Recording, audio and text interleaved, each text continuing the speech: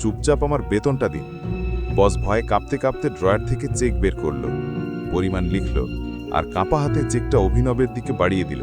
অভিনব চেকটা দেখে হাসল আর অফিস থেকে বেরিয়ে গেল। ঠিক তখনই তার ফোনে এক অচেনা নম্বর থেকে কল এলো। হ্যালো, অভিনব বলল। হ্যালো টাইগার, আমি আকরাম বলছি। হ্যাঁ বলুন, তোমাকে আমি কারো সঙ্গে দেখা করাতে চাই। সে আমাদের মাফিয়া দুনিয়ার খুব বড় নাম, তোমার বাবার আর আমার ঘনিষ্ঠ বন্ধু বলরাজ। আমি চাই বলরাজ জানুক যে টাইগার ফিরে এসেছে।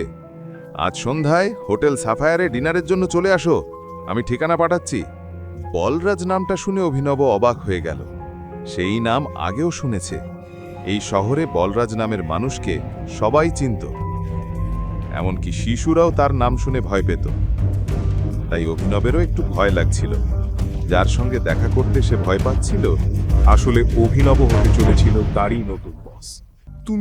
তুমি কি সত্যিই মনে করো আমার বলরাজজির সাথে দেখা করা উচিত? এখন অভিনব আকরামকে এটা জিজ্ঞেস করল। সে এখনো বলরাজ নামটা শুনে কাঁপছিল।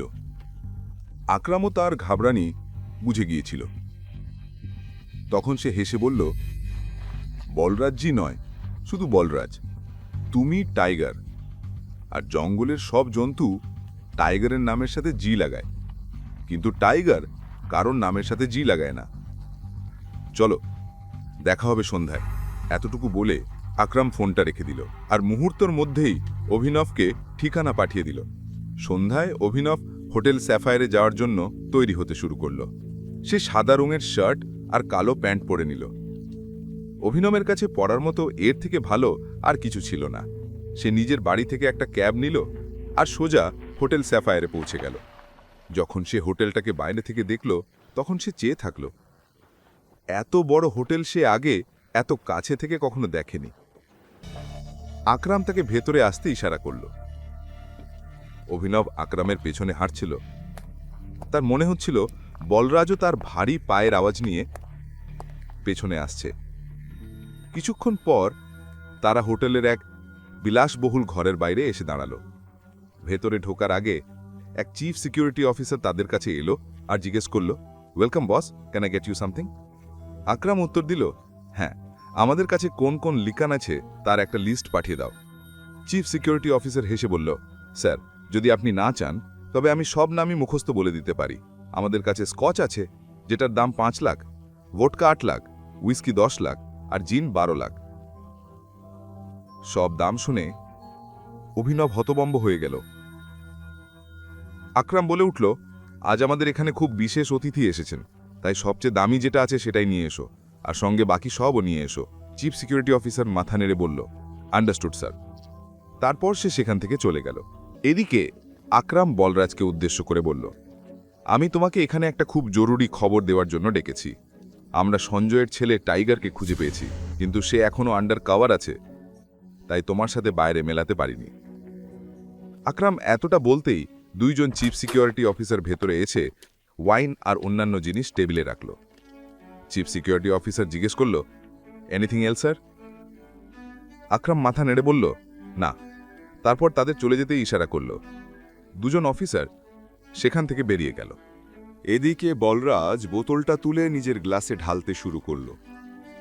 বোতলটা নামিয়ে রেখে একবার অভিনবের দিকে তাকালো আর বলল, তাহলে এটাই আমাদের টাইগার? বলরাজ বলল আর গ্লাস ঠোঁটে লাগালো। গ্লাসের ভেতর থেকে তীক্ষ্ণ দৃষ্টিতে অভিনবকে দেখছিল। একরম বলল, হ্যাঁ, এটাই আমাদের টাইগার। আমি চাইছিলাম সে আমাদের টিমের বড় বড় সদস্যদের সাথে দেখা করুক। একবার সবাইকে দেখার পর যেভাবে এগোনো দরকার সেইভাবে আমাদের টিমকে টাইগারই লিড করবে। বলরাজ হেসে বলল, সো একরম, কিন্তু আমার একটু হাসি পাচ্ছে। মাফ করো বন্ধু, তবে সব কথা তুমিই বলছো। আমাদের টাইগার কি গঙ্গা নাকি? একরম তৎক্ষণাৎ বলল, তোমার টাইগারকে নিয়ে এভাবে কথা বলা উচিত নয়। এটা শুনে অভিনব হেসে ফেলল। অভিনব হেসে বলল, আমাকে তোমার কথা বলা ভালো লেগেছে। তুমি বস হতে পারো, কিন্তু ভুলে যেও না তুমি কার সামনে বসে আছো। আমি টাইগার, আর আমি বোবা নই। আমি এসেছি আমার গদি নিতে। শুধু একরমের প্রশংসায় কাজ চলবে না বন্ধু। আমি আশা করিনি তুমি এভাবে বলবে। তুমি বলছো প্রমাণ দিতে হবে। ঠিক আছে, আমি তোমাকে চ্যালেঞ্জ দিচ্ছি। এটা শুনে একরমের কান খাড়া হয়ে গেল। সে জানতো বলরাজ এবার কি করবে। বলরাজ কঠিন স্বরে বলল, যদি হারো তবে ভুলে যেও তুমি টাইগার। আমাদের কাছ থেকে কিছু টাকা নিয়ে গুরগাঁও থেকে যত দূরে সম্ভব গিয়ে সেটেল হয়ে যেও। একরম ঘাবড়ে গিয়ে বলল, না বলরাজ, এটা ঠিক হচ্ছে না। বলরাজ উত্তর পাওয়ার জন্য অভিনবের দিকে তাকালো। একরম অভিনবের দিকে তাকিয়ে মাথা নেড়ে দিল। অভিনব এবার একরমের দিক থেকে চোখ সরিয়ে বলরাজের দিকে তাকালো, নিজের গ্লাস তুলে নিল, এক নিঃশ্বাসে সব মদ গিলে ফেলল আর জোরে টেমলে গ্লাস ছুঁড়ে মারল। অভিনব গর্জে উঠল, কবে হবে লড়াই? এটা শুনে বলরাজের মুখে হাসি ফুটল। একরমে তো তখনই মাথা ঘুরে গেল। এখনই পকেট এফএম অ্যাপ্লিকেশন ডাউনলোড করুন, লিংক বর্ণনায় দেওয়া আছে।